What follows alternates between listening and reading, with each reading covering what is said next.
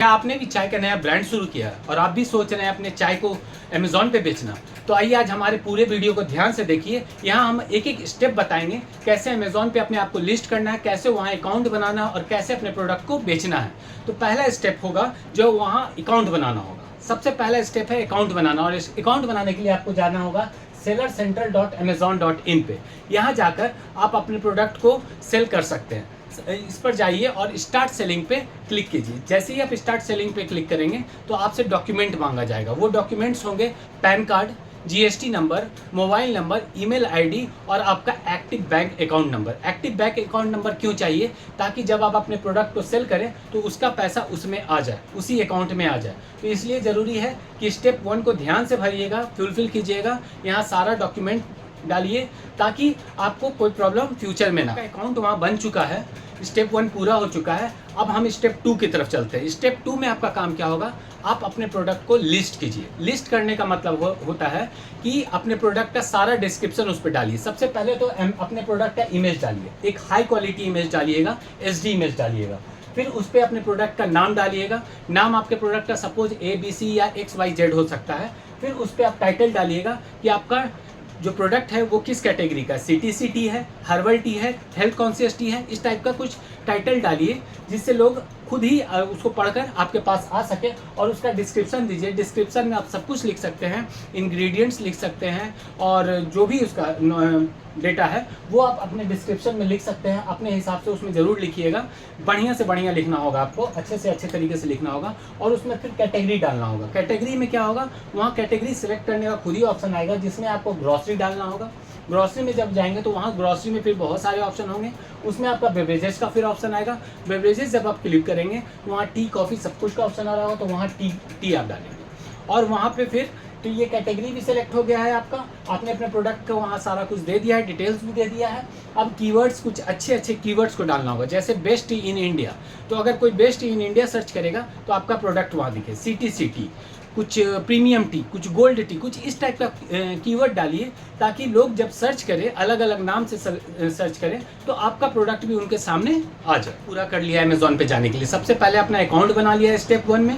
दूसरा स्टेप था अपने प्रोडक्ट को लिस्ट कर दिया। मीन्स हमारा नाम, नंबर सब कुछ मिल चुका है अमेज़ॉन को और हमारे प्रोडक्ट का डिटेल्स भी मिल चुका है, कस्टमर्स के सामने रखा जा चुका है। अब हम स्टेप 3 में काम करेंगे जहाँ काम होगा पैकेजिंग एंड लेबलिंग का। पैकेजिंग एंड लेबलिंग का मतलब होता है एक अच्छा पैकेट करना और एक अच्छा लेवल बनाना। लेवल का मतलब होता है जिस पे अच्छे से MRP लिखा हुआ हो, अच्छे से वेट लिखा हुआ हो, एक्सपायरी डेट लिखा हो, बैच कोड लिखा हो, फूड सेफ्टी नंबर लिखा हो। ये सब कुछ लेवल में दिया रहता है। एक अच्छा लेवल कैसे बनाया जाए इस पे भी हमारे चैनल पे वीडियो अपलोडेड है, और अच्छा पैकेजिंग कैसे किया जाए इस पे भी हमारे चैनल पे वीडियो अपलोडेड है। वो दोनों आप देखिए, क्योंकि अमेज़ॉन पे अपने सामान को बेचने के लिए, अपने प्रोडक्ट को बेचने के लिए पैकेजिंग एंड लेबलिंग बहुत ज़्यादा ज़रूरी है। एक अच्छा पैकेजिंग एंड लेबलिंग बहुत ज़्यादा ज़रूरी है। आप किसी भी काम को पक्के तरीके से नहीं कीजिएगा अमेज़ॉन पे बेचने के लिए, तब आपको प्रॉब्लम आएगी फ्यूचर में।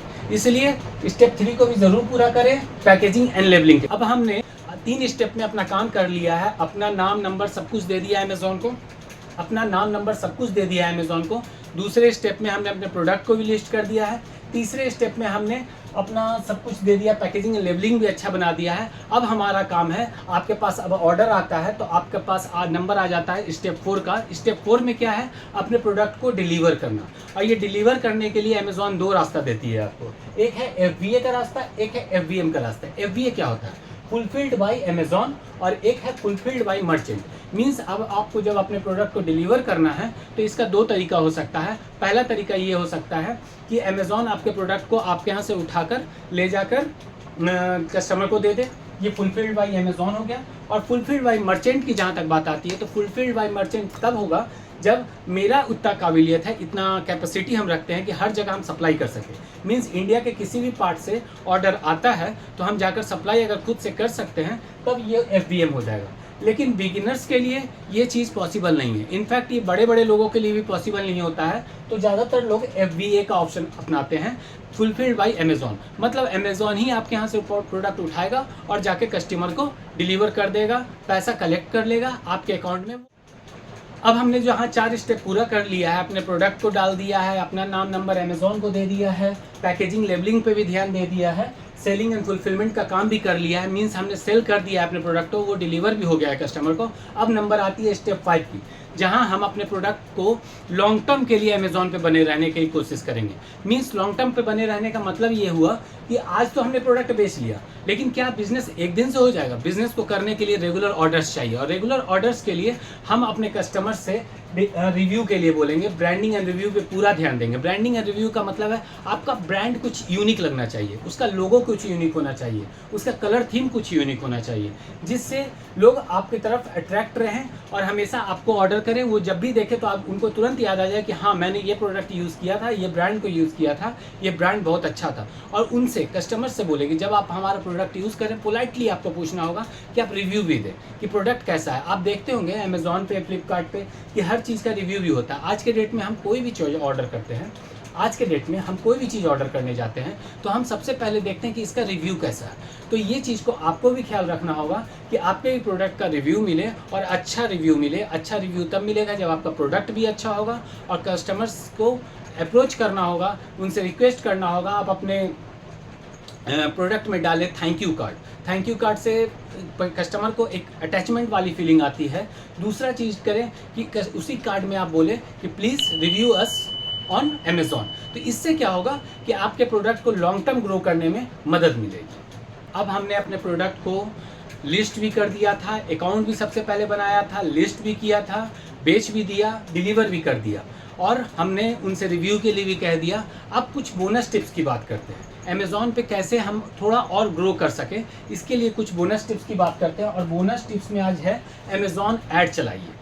अमेज़ॉन हमेशा एक ऐड का कैंपेन भी रखती है, उसमें कुछ वो चार्जेस लेते हैं, लेकिन वो चार्जेस को पे कीजिए, क्योंकि आपके ब्रांड को आपको आगे ले जाना है, लॉन्ग टर्म ग्रो करना है, तो ऐड चलाना होगा। ऐड चलाने से क्या होगा, आपका प्रोडक्ट हमेशा ऊपर दिखेगा। जब भी कोई CTCT टाइप करता है तो आपका प्रोडक्ट भी ऊपर के स्क्रीन पे आएगा, तो लोग उसको कलेक्ट कर पाएंगे, परचेज कर पाएंगे।